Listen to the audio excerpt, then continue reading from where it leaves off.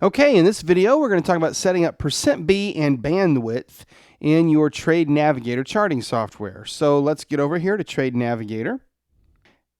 And we're just going to add this to the current template that we set up before for your Bollinger Bands. So again, we're going to right-click on the chart and go down to Edit Chart Settings. This is the way you do this in Trade Navigator. Right-click, Edit Chart Settings.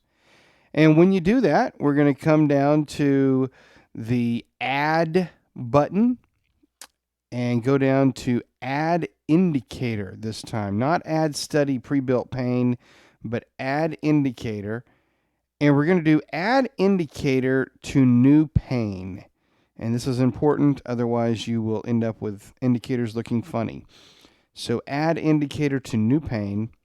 And when you do that, you're going to have the opportunity to add the indicators. Now here, we're going to scroll down a little bit until we find Bollinger Bandwidth. And so there's Bollinger Bandwidth, and just below that's Bollinger %B. And so we'll do the same process for both of these. So let's add Bollinger Bandwidth first. And notice here that we've got the opportunity to set the settings.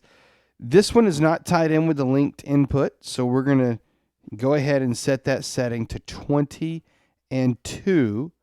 Those are the settings that we're using for the bands, and you want your bandwidth setting to be the same as the band setting. So 20 and 2. Now, if we want to go add the next one here, we'll click on Add Indicator to New Pane. Just do the exact same process, and we're going to scroll down to Bollinger %B.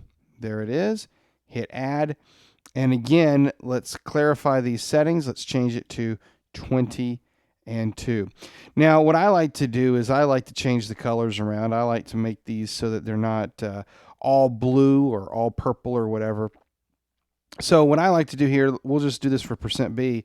We'll come up to the top here and we'll click on the color. And, you know, I really don't care what the color is, just something different to distinguish it a little bit here.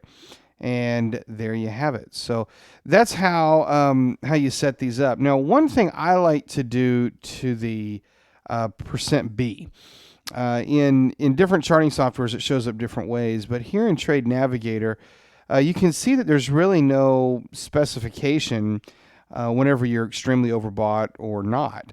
And so what I like to do is I like to add a horizontal line. So the way you do that here, we're going to click on the pane for pane number 9, %B. We're going to go Add again. This time we're going to do Add Horizontal Line to Selected Pane. Now we're going to need to add 2 of these. So one of these is going to have a value of 100. And one of these is going to have a value of 0. So we're just going to do 2 of these in here. One at 100 and one at 0. And then what that does is it gives you some clarification when you're actually overbought. I like that. I'm also going to make this line a little bit deeper. So instead of having a dotted line, I'm going to make it a thin line, but at least it's a solid line. And, you know, you can change the color of the line too if you want to. You can make it black or anything else that you choose to make it here. Let's do something kind of about like that right there. And so I'm going to change these in here, make it a medium line, and then we're going to hit OK.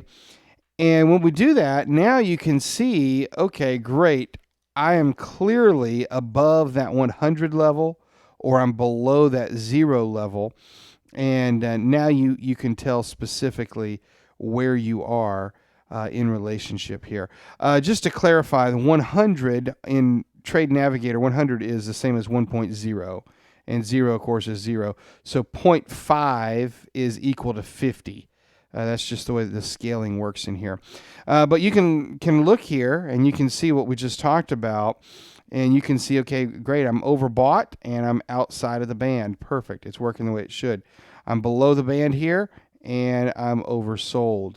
So that's exactly what you're expecting to see. So there's your bandwidth and your %B indicators here in Trade Navigator. Now, the next thing you're going to want to do is add that to your template. So do you remember how to do that? We're going to come up here to Templates, click on Template, and when you click on Template, you go down to Manage Chart Template.